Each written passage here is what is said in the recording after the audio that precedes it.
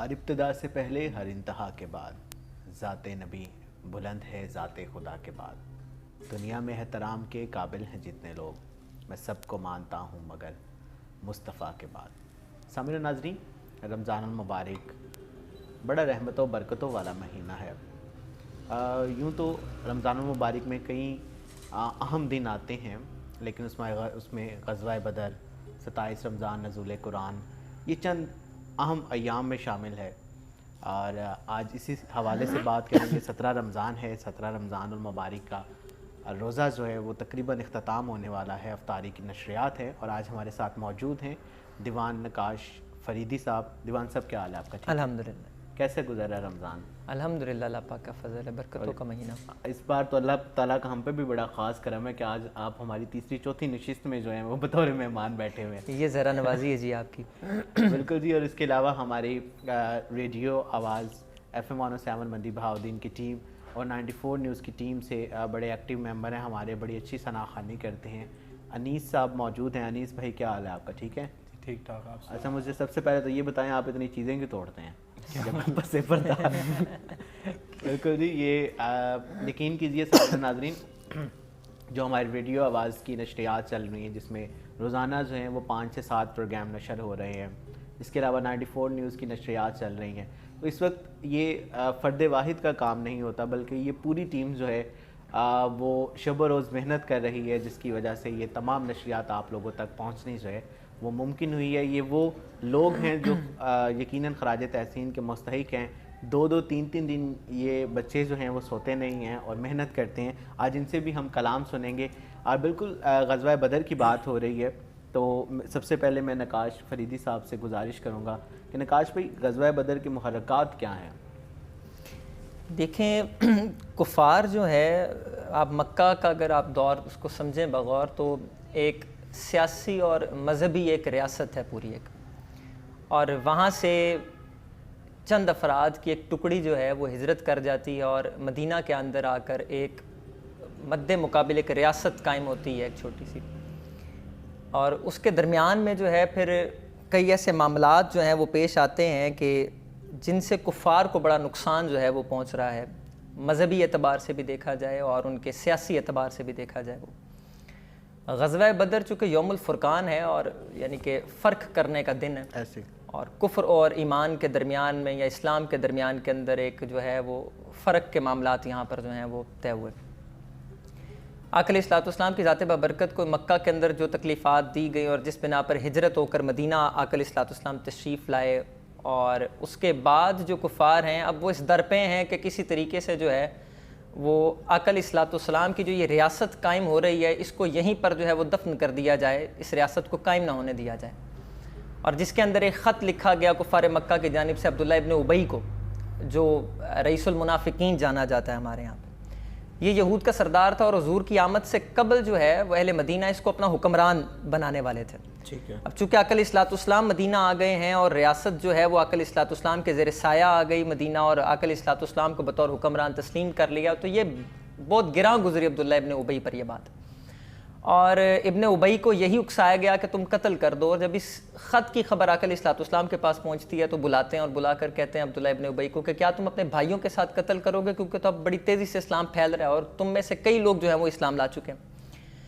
اب یہ سارے محرکات آقا علیہ الصلوۃ والسلام چونکہ جان گئے تھے، آقا علیہ الصلوۃ والسلام نے ایک صحابی رسول ہیں حضرت عبداللہ بن جہش رضی اللہ تعالیٰ عنہ، تو آپ کو 12 افراد کی ٹکڑی کے ساتھ آقا علیہ الصلوۃ والسلام نے جاسوسی کے لیے بھیجا کہ دیکھو قافلہ جو ان کے تجارت کا یہاں سے گزرتا ہے، کیونکہ مدینہ جو ہے یہ شارگ ہے، شام تک جو قافلے جاتے ہیں تو یہ مدینہ میں پڑاؤ ڈال کر اور یہاں سے گزرتے ہیں، تو یہ چونکہ گزرگاہ تھی، تو یہ صحابی رسول وہاں پر جاتے ہیں، اور عمر بن حضرمی کا ایک قافلہ وہاں سے آ رہا تھا۔ تو اب آپ نے آقا علیہ الصلوۃ والسلام نے صرف چونکہ جاسوسی کا کہا تھا، مگر انہوں نے یہ کیا کہ انہوں نے حملہ کر دیا، اور حملہ کر کے عمر بن حضرمی جو تھا اس کو قتل کر دیا۔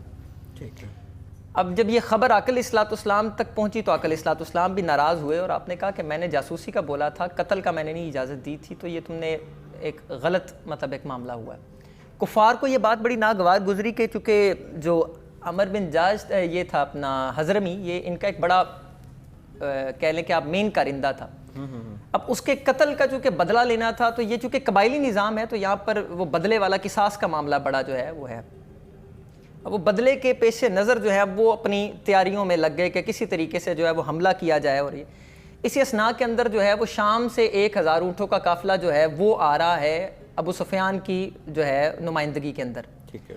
اور ابو سفیان کو جب یہ خبر پہنچی کہ یہاں سے یہ معاملہ ہو چکا ہے اور پہلے ایک قتل ہو چکا ہے ہمارا بندہ، تو ممکن ہے کہ ایسا معاملہ ہو کہ دوبارہ سے حملہ ہو جائے، تو جب یہ خبر پہنچنے کے لیے اس نے مکہ میں ایک خط بھیجا کہ ایسا کرو کہ قافلے کی جو ہے وہ آپ کہہ لیں کہ جو ہے پروٹیکشن کے لیے جو ہے وہ ایک قافلہ لے کر آؤ۔ ٹھیک ہے۔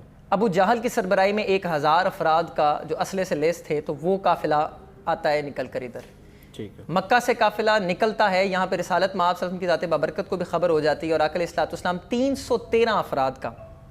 آپ ایک وقت یہ دیکھیں کہ ایک سامنے جو فوج ہے، ایک گراؤنڈ دیکھیں کہ جو مکہ ہے یہ چونکہ نخلستان نہیں ہے، ان کا جنگجو ان کی زیادہ مہارتیں ہیں، جبکہ مدینہ والے جو ہیں یہ چونکہ نخلستان ہے، یہاں پر باغات ہیں، کھجور کے ساری ایک آباد ہے، اور یہ جنگی معاملات میں اتنے زیادہ نہیں تھے۔ اب وہاں پر آقا علیہ الصلوۃ والسلام نے واعظ فرمایا، اور حضرت ایک انصار صحابی ہیں، انہوں نے پھر آقا علیہ الصلوۃ والسلام کو کہا کہ ہم آپ کے ساتھ ہیں، اور پھر انصار کا اور مہاجرین کا جو ہے وہ ایک جمع ہوا، اور 313 افراد جو ہیں وہ آتے ہیں۔ مدینہ سے 30 میل کے فاصلے پر بدر کا علاقہ ہے، یہ کنویں تھے اور یہاں پر قافلے جو ہے وہ پڑاؤ ڈالا کرتے تھے۔ ٹھیک ہے۔ اور یہاں پر آقا علیہ الصلوۃ والسلام کی ذات بابرکت نے پڑاؤ ڈالا، بدر کے کنویں پر قبضہ کیا، سامنے سے 1000 کا لشکر آتا ہے، اور آقا علیہ الصلوۃ والسلام کی ذات بابرکت نے 3 ٹکڑوں میں جو ہے وہ تقسیم کیا۔ مہاجرین کا الگ تھا، قبیلہ اوس کی سربراہی میں ایک تھا، اور خزرج کی سربراہی میں ایک تھا۔ یہ 3 جگہ پہ ٹکڑیاں تقسیم کی گئی 313 کی۔ اور ایک کمال جذبہ ہے کہ ایک وقت کے اندر آپ دیکھیں کہ سامنے جو ہے وہ 1000 کا لشکر ہے، آپ کے پاس ساز و سامان بھی نہیں ہے جنگی، ہتھیار بڑے کم ہیں، مگر جذبہ ایمانی موجود ہے، اللہ تبارک و تعالیٰ کی طرف سے بشارتیں موجود ہیں، رسالت مآب صلی اللہ علیہ وسلم کی مائیت وہاں پر ہے۔ اور سب سے بڑی یہ دیکھیں کہ جو بات اکثر رسالت مآب صلی اللہ علیہ وسلم کی ذات بابرکت پر کچھ لوگ علم غیب کے حوالے سے بھی بڑی بات کرتے ہیں، پھر آقا علیہ الصلوۃ والسلام کی ذات بابرکت جو ہے وہ ایک دن پہلے جو ہے چھڑی کے ساتھ آپ نشان لگاتے ہیں بدر میں، اور آپ بتاتے ہیں کہ یہاں پر فلاں مرے گا، یہاں پر فلاں مرے گا، فلاں مرے گا۔ ایک صحابی ہے وہ روایت کرتے ہیں، بخاری شریف کی روایت ہے کہ واللہ جس وقت بدر کی جنگ ختم ہو گئی تو جس جگہ پر آقا علیہ الصلوۃ والسلام نے نشان لگائے تھے بال برابر بھی فرق نہیں تھا جس کا حضور نے بتایا کہ وہ یہاں مرے گا، یعنی کہ اس سے کہیں ادھر ادھر نہیں ہوا، وہ وہیں پر آ کر مرا۔ تو اللہ کی جانب سے اس پر بھی مطلع کر دیا گیا، نوید اور بھی بڑی تھی۔ اب یہ ہے کہ آقا علیہ الصلوۃ والسلام حضرت ابوبکر کی مائیت میں ایک ٹیلے پر آتے ہیں جہاں سے جنگ کا سارا میدان جو ہے وہ سارا نظر آ رہا ہے۔ اتنے میں ایک شخص جو ہے جو عمر بن جو حضرمی ہے، اس کا بھائی ہے، وہ سامنے سے نکلتا ہے اپنے بھائی کا بدلہ لینے کے لیے، اور ایک مسلمان اس کو قتل کرتا ہے، اور اس بنا پر جنگ کا ایک پہلا سمجھ لیں سٹیپ ہو جاتا ہے، آغاز ہو جاتا ہے۔ اب آقا علیہ الصلوۃ والسلام کی جانب سے جو ہے وہ 3 شخصیات جو ہے وہ جنگ کے لیے سامنے آتی ہیں۔ سامنے سے 3 بندے ہیں، عتبہ، شیبہ اور ولید، یہ 3 بندے کافر کی طرف سے آتے ہیں، کفار کی جانب سے، اور آقا علیہ الصلوۃ والسلام کی جانب سے جو ہے وہ حضرت عبیدہ اور حضرت مولا کائنات حضرت علی کرم اللہ تعالیٰ وجہ الکریم اور حضرت امیر حمزہ رضی اللہ تعالیٰ عنہ آپ لاتے ہیں تشریف، اور حضرت عبیدہ جو ہے وہ زخمی ہو جاتے ہیں، اور حضرت علی جو ہے وہ بھی ولید کو قتل کرتے ہیں اور عتبہ کو قتل کرتے ہیں، اور شیبہ کو جو ہے وہ حضرت امیر حمزہ نے قتل کیا۔ اس کے بعد باقاعدہ طور پر جنگ ہوتی ہے، اور اس جنگ کے اندر جو ہے وہ 14 صرف مسلمان جو ہے وہ شہید ہوتے ہیں، اور 70 کفار مارے جاتے ہیں، اور کفار میں سے 11 وہ بڑے سردار تھے۔ جو ہجرت سے پہلے جو ایک واقعہ تھا کہ آقا علیہ الصلوۃ والسلام جب امانتیں دے کر مولا کائنات کو اور آپ واپس تشریف مدینہ لے آتے ہیں تو پیچھے جو قتل کے لیے سردار 11 آئے تھے، وہ 11 کے 11 سردار مارے گئے۔ ٹھیک ہے۔ یہ تاریخ کی پہلی جنگ ہے جس جنگ کے اندر سارے کے سارے سردار مارے گئے ہیں، پیادے کم مارے گئے ہیں۔ حالانکہ جنگ کے اندر یہ اصول ہوتا ہے کہ سردار صرف پیچھے سے آرڈر پاس کرتا ہے اور پیادے لڑتے ہیں، مگر پہلی جنگ ہے جہاں پر سارے سردار مارے گئے اور کفار کی وہ کمر توڑ دی گئی، اور مسلمانوں کا ایک جذبہ ایمانی بھی بڑھا اور ایک ہیبت طاری ہو گئی کفار کے اوپر کہ 313 کا عالم یہ ہے جذبہ ایمان کا کہ وہ 1000 کے لشکر، اور جب ان کے پاس لڑنے کا ساز و سامان نہیں ہے، مد مقابل ایک تو فوج 1000 کی ہے ہی ہے اور ان کے پاس ساز و سامان بڑا زیادہ ہے، مگر ایک ایمان کا عالم یہ ہے کہ جب اللہ کی نصرت آ جائے اور ایک ایمان کا معاملہ ہو کہ رسالت مآب صلی اللہ علیہ وسلم کی ذات بابرکت کی تائید حاصل ہو جائے اور وہ بشارتیں مل جائیں، تو پھر یہ نہیں دیکھا جاتا کہ کیا لڑنے کے لیے ساز و سامان ہے یا نہیں ہے۔ ابو جہل کو اب 2 چھوٹے بچوں نے مارا، معاذ اور معوذ نے، اور ابو جہل اتنا بڑا سردار ہے، جنگجو ہے۔ تو یہ ایک چیزیں جو ہے محرکات، ایک جذبہ ایمانی کا پہلو اور وہ ساری چیزیں، یہ اس بنا پر اس کو یوم الفرقان کہا گیا۔ اور پھر قرآن جا بجا بدریوں کو جو ہے وہ ایک مقام عطا کرتا گیا، اور اس کے بعد آقا علیہ السلام کی ذات بابرکت نے ہمیشہ بدریوں کو بڑا مقام دیا اور ہمیشہ یہ بولا کہ یہ میرے قریب اصحاب ہیں۔ اولون میں جن کی بات کی جاتی ہے تو وہ بدری اصحاب ہیں۔ تو یہ سارے محرکات ہیں اس کے، اور یوم الفرقان ہے۔ اور کفر کے اندر اور اسلام کے اندر تمیز کا جو سمجھ لیں ایک دائرہ کار اگر آپ نے دیکھنا ہے تو وہ آپ بدر کو دیکھیں گے کہ اس میں تمیز کیسے کی جا سکتی ہے۔ بالکل جی۔ سامعین ناظرین، 17 رمضان 2 ہجری کا اب بدر کی وادی، بدر کے مقام پر یہ واقعہ ہے۔ اور پروگرام سے پہلے بھی میں نقاش بھائی سے یہ ڈسکس کر رہا تھا کہ 313 جو ہیں وہ 1000 پر غالب کیوں آتے ہیں، کیونکہ ان میں جذبہ ایمانی موجود ہے۔ اور ابھی جو ہے وہ ہم لوگ مختلف فرقوں میں بٹ چکے ہیں، مختلف سازشوں کا شکار ہو چکے ہیں۔ شاید یہی وجہ ہے کہ ہم لوگ جو ہیں وہ اس وقت تنزلی کا شکار جو ہے وہ مسلسل ہوتے جا رہے ہیں۔ سامعین ناظرین، جنگ بدر کا واقعہ جو ہے وہ پہلی جنگ ہے، اسے جنگ کبریٰ بھی کہا جاتا ہے، جنگ اضحیٰ بھی کہا جاتا ہے، جنگ فرقان بھی کہا جاتا ہے۔ پہلی جنگ ہے، اور یقیناً اگر مسلمانوں کو حوصلہ ملا ہے تو اسی جنگ سے ملا ہے۔ بالکل ایسے۔ اور بات وہ پہلے بھی ہو رہی تھی، پڑھانے کے حوالے سے جو بھی ہے وہ قیدیوں کو، یہ ایک وہ بڑی خوبصورت بات ہے۔ بالکل ایسا ہی، آپ یہ دیکھیں کہ ایک معیار قائم کرنا ہوتا ہے، ایک مقصد ہے نا، جنگ کا ایک مقصد ہے۔ اور ہم یہ کہتے ہیں کہ ایک بندہ جب جنگ جیت جاتا ہے تو اس کے بعد اب معاملات کیا ہوں گے، کیا سارے معاملات ہیں۔ تو اہل عرب جو ہیں، یعنی جو مکہ والے تھے، کفاری بڑے پریشان تھے جو قیدی ہو کر آئے تھے حضور کے پاس، کہ اب چونکہ ہم نے وہاں پر بڑا ستایا ہے اور بڑے ظلم و ستم کیے ہیں، تو لہٰذا یہ بدلہ لیں گے اور ہمارے ساتھ ویسے ہی معاملہ کریں گے۔ اور تاریخ گواہ ہے کہ رحمت للعالمین صلی اللہ علیہ وسلم کی زبان مبارک سے وہ جملے ادا ہوئے کہ آقا علیہ السلام نے فرمایا کہ تم میں سے جو لکھنا پڑھنا جانتا ہے وہ مسلمان 10 مسلمانوں کو لکھائے، مطلب پڑھنا سکھا دے اور لکھنا سکھا دے تو وہ آزاد ہے۔ تو یہ ایک جو علم کا معاملہ ہے، یہ بنیاد اول ہے اسلام کی۔ آقا علیہ السلام کی ذات بابرکت کی وہ حدیث مبارکہ ہے کہ جو ہے ماں کے گود سے لے کر قبر کی جو ہے وہ لاحت تک جو ہے وہ علم حاصل کرنا ہے، اور علم جو ہے وہ بڑی ضروری چیز ہے مالک کو پہچاننے کے لیے، دین کے احکامات کو سمجھنے کے لیے، اور دین کو اپنانے کے لیے آپ کو علم بڑا ضروری ہے۔ تو یہ ایک وہ بات تھی کہ حضور نے یہ بیان کیا کہ علم جو پڑھانا جانتا ہے وہ پڑھا دے اور وہ آزاد ہو جائے، یعنی کہ ہم سے ہماری تمہارے سے کوئی اس طرح کی جنگ نہیں ہے کہ ہم کو مال و اسباب کے لیے کر رہے ہیں یا ہم لوگ کسی اور معاملات کے لیے کر رہے ہیں، تو ایسا معاملہ نہیں ہے۔ یہ تو دین کو غالب لانا ہے، اور دین کو جو ہے وہ غالب آنا ہی تھا۔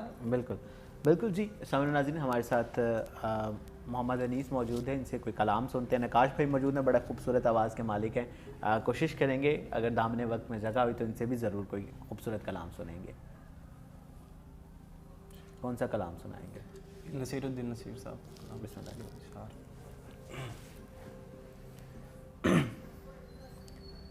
تھی جس کے مقدر میں گدائی تیرے در کی، تھی جس کے مقدر میں گدائی تیرے در کی،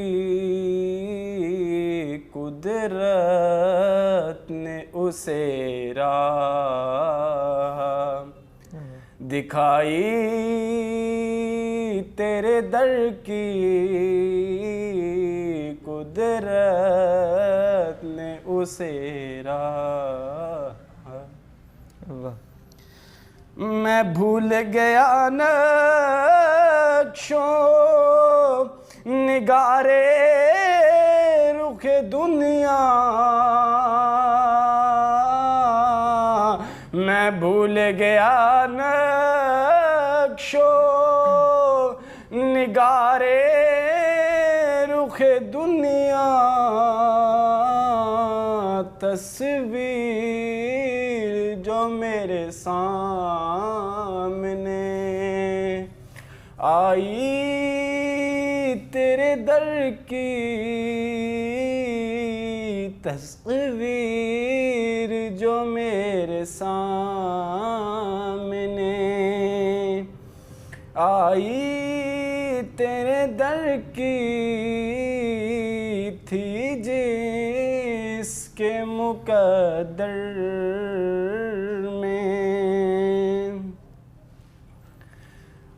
میں رویا ہوں اس شخص کے قدموں سے لپٹ کر میں رویا ہوں اس شخص کے قدموں سے لپٹ کر جس نے بھی کوئی بات بتائی تیرے در کی جس نے بھی کوئی بات بتائی تیرے در کی تھی جس کے مقدر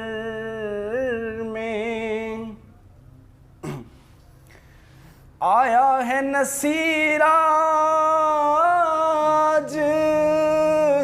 تمنا یہی لے کر آیا ہے نصیر آج تمنا. سامعین ناظرین بڑا خوبصورت کلام تھا اور یقیناً عقیدت رکھنے والے جب پڑھتے ہیں عقیدت کے ساتھ پڑھتے ہیں قبول کرنا جو ہے وہ بارگاہ رسالت میں رب تعالیٰ کی مرضی ہے وہ ضرور قبول کرے گا. ہمارے ساتھ نقاش صاحب بیٹھے ہیں اور غزوہ بدر کے حوالے سے بات ہو رہی تھی اور جو محرکات تھی وہ انہوں نے بتائے اسباب بھی بتائے اور غزوہ بدر ہمیں سبق کیا دیتی ہے کہ اگر ہم اکٹھے رہیں گے متحد رہیں گے تو یقیناً 313 جو ہے وہ غالب جو ہے وہ 1000 پر بھی آ سکتے ہیں. اور ابھی نقاش بھائی ہمارے ساتھ موجود ہیں, ان کی موجودگی کا فائدہ اٹھاتے ہوئے ان سے کوئی خوبصورت کلام سنیں گے. نقاش بھائی کون سا کلام سنائیں گے؟ جس طرح آپ نے بات کی کہ اگر ہم متحد ہو جائیں تو پھر معاملات جو ہیں وہ بہت سارے جو ہیں وہ ہو سکتے ہیں. تو حفیظ طائب صاحب کا ایک بڑا خوبصورت کلام ہے جو آج کل ہمارے حالات ہیں تو یہ سمجھ لیں حالات حاضرہ کے حوالے سے ایک جو ہے وہ کلام ہے. دے تبسم کی خیرات ماحول کو ہم کو درکار ہے روشنی یا نبی.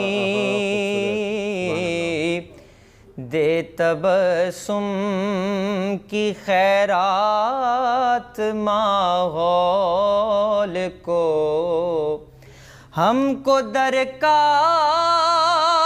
ہے روشنی یا نبی. ایک شیریں جھلک ایک نوری ڈھلک تلخ و تاریک ہے زندگی یا نبی. ہم کو درکار ہے روشنی یا نبی. اے نوید مسیحا تیری قوم کا حال عیسیٰ کی بھیڑوں سے ابتر ہوا. اے نوید مسیحا تیری قوم کا حال عیسیٰ کی بھیڑوں سے ابتر ہوا. اس کے کمزور اور بے ہنر ہاتھ سے چھین لی چرخ نے برتری یا نبی ہم کو درکار ہے روشنی یا نبی. اور یہ حالات حاضرہ کے حوالے سے ہے کہ کام ہم نے رکھا صرف اذکار سے تیری تعلیم اپنائی اغیار نے. کام ہم نے رکھا صرف اذکار سے تیری تعلیم اپنائی اغیار نے. حشر میں منہ دکھائیں گے کیسے تمہیں ہم سے ناکردہ کار امتی یا نبی. حشر میں منہ دکھائیں گے کیسے تمہیں ہم سے ناکردہ کار امتی یا نبی. اور یہ شعر غور کیجئے گا کہ سچ میرے دور میں جرم ہے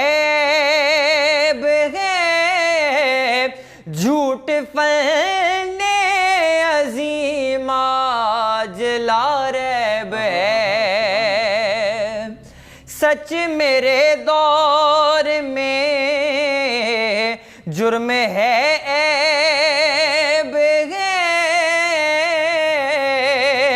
جھوٹ فن عظیم آج لا ریب ہے. ایک آزار گئے جہل و بے راہ روی ایک اعزاز ہے جہل و بے راہ روی ایک آزار ہے آ گئی یا نبی.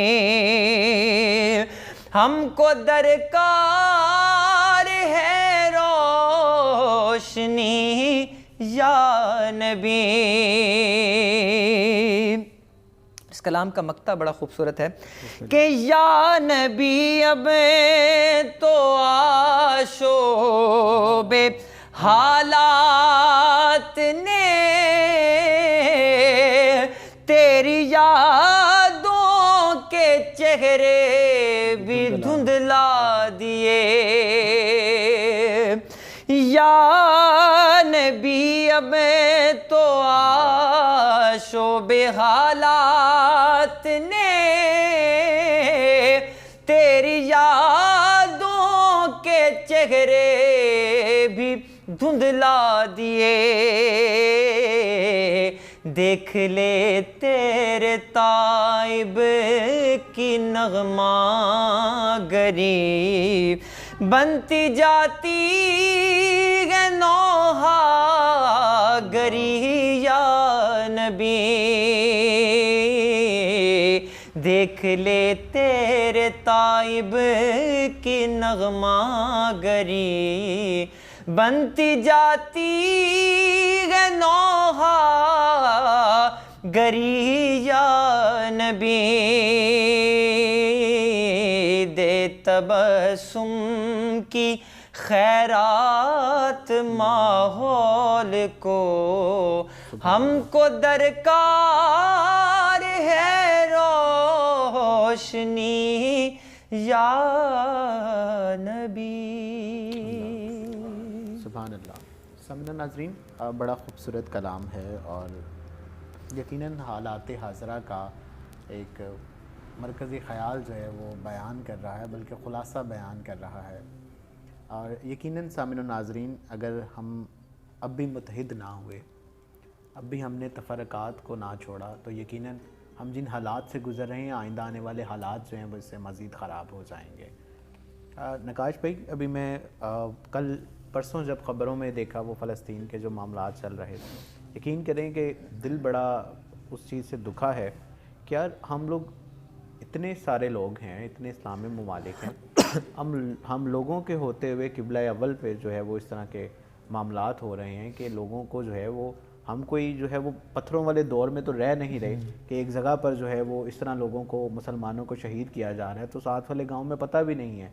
اب تو دیکھیں نا ہمارے سامنے، ہم نے جب وہ ویڈیو دیکھی ہے، سکرول کی ہے، تو بہت سارے لوگ جو ہیں وہ جس طرح وہ مووی کا سین نہیں ایک ہوتا اس طرح ہم بھول گئے ہیں۔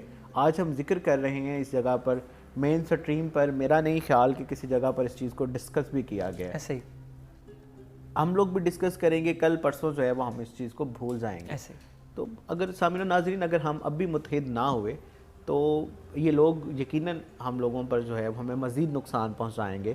تو ایک منت سماجت ہی ہے آپ لوگوں سے کہ کوشش کریں کہ دل سے نفرتوں کو بھلائیں، تفرقات کو بھلائیں اور اکٹھے ہو کر ایک پیج پر آ جائیں، ایک صف پر آ جائیں، دین محمدی کی خدمت کریں، اور اسی میں ملک کی بھی بھلائی ہے، قوم کی بھی بھلائی ہے اور امت مسلمہ کی بھلائی ہے۔ دیکھیں جیسے کہ جذبہ ایمانی چونکہ کم ہو گیا نا، آقا علیہ الصلوۃ والسلام کی ایک حدیث مبارکہ ہے۔ آقا علیہ الصلوۃ والسلام فرماتے ہیں کہ جو مسلمان ہیں یہ ایک جسد واحد کی مانند ہے، اگر کسی ایک کو تکلیف پہنچتی ہے تو پورا جسم جو ہے وہ بخار کے عالم میں ہو جاتا ہے۔ ایسے ہی ہے، آج ہمیں وہ تکلیف نہیں ہو پا رہی، ایسے ہی ہے۔ ہم جو ہے وہ سوشل میڈیا کے دور میں تو ہیں، مگر مسئلہ یہ ہے کہ ہم صرف شیئرنگ تک رہ گئے ہیں۔ سر آپ شیئرنگ بھی نہیں کر سکتے، آپ ابھی اس حوالے سے کوئی شیئرنگ کریں، ویڈیو اپلوڈ کریں، آپ کے اکاؤنٹ بند اکاؤنٹ بین ہو جائیں گے، اکاؤنٹ بین ہو جائیں گے آپ کے۔ دیکھیں آپ ایک اگر مذہبی حوالے سے یا تعداد کے حوالے سے بھی دیکھا جائے تو ایک خاص ایک تعداد ہے مسلمانوں کی، ایک تعداد ہے، ایک مطلب ایک کہہ لیں کہ جمع غفیر ہے، مطلب مسلم ممالک اتنے ہیں تو ہمیں کچھ نہ کچھ تو حیثیت رکھتے ہوں گے نا۔